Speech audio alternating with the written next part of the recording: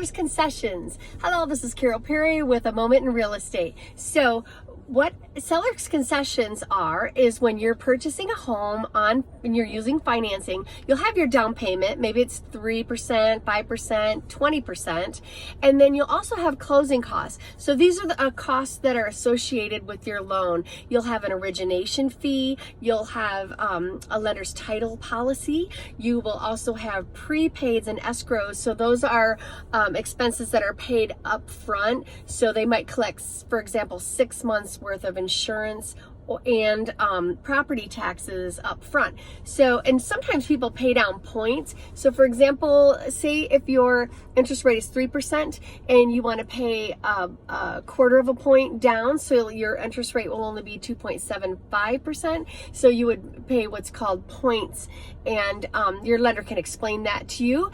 But I just wanted to tell you how it works when you're putting an offer in. So say, for example, the home is $300,000. We'll kind of use round numbers so that it's easy.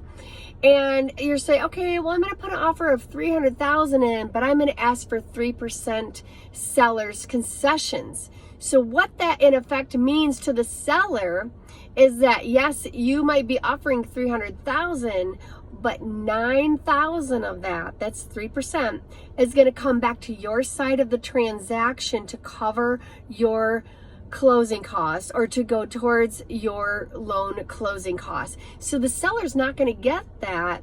In that example, they would only be getting, actually, it's kind of an effective purchase price of $291,000. So just keep that in mind when you're asking for seller's concessions to help with your closing costs, that you're actually, you're actually knocking down the price in effect, because in effect to the seller, they're getting less.